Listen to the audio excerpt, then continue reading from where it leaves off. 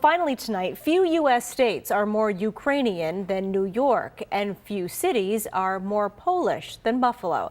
Two on Your Side's Ron Plante spoke to the president of the Western New York division of the Polish American Congress about the situation there and how the Polish community here is rallying to help during this humanitarian crisis.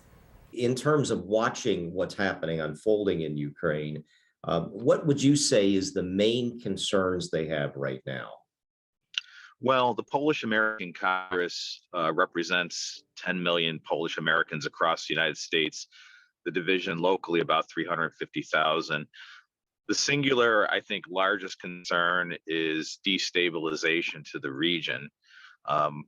As a people and as a country, we're well aware of what it's like to be under, Russian oppression. Poles were subjected to it during the 80s before the Solidarity movement, and certainly were subjected to it after World War II.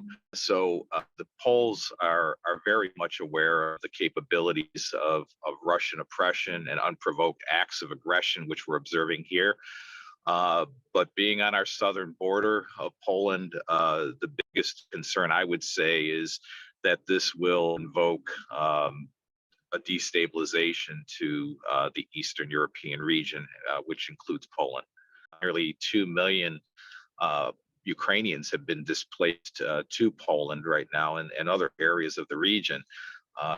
This is a huge issue. And Poland has been very gracious, as it has been through the time, in taking on other peoples in the times of need. But this has to be addressed. But when you see things that the U.S. has recently done, for example, the stationing of those Patriot missile batteries on Polish soil to try to bolster the security there and prevent against a possibility that the Russians might try to launch a missile into Poland itself. Does that give you some heart that this NATO coalition is strong at this point? I think the coalition is strong. I do think, however, that there needs to be a more aggressive stance by the Biden administration. I know we clearly have supplied additional troops on the eastern flank of Poland, and there's been munitions supplied into Poland as well as into Ukraine. But I also understand that they're extremely cautious not to escalate the conflict and perhaps invoke World War III. The effort to help the refugees that's unfolding in Poland, the volunteers and the people in Poland doing everything they can to help these people. When you see that, what goes through your mind? Well, again, it just reminds me of how Polish people are. I mean, we have a saying where there's a guest in the home, there's God in the home. And so it's very typical of Poles to want to help. And, it makes me proud that we're doing what we can. We've been doing prayer services and we've also been doing other activities here in the community to support. And I think we'll be doing more, which I talked to you yesterday a little bit about the RadioThon, which the Polish American Congress across the United States is going to be doing this weekend in support of Ukraine. It's a good effort through all divisions of the PAC.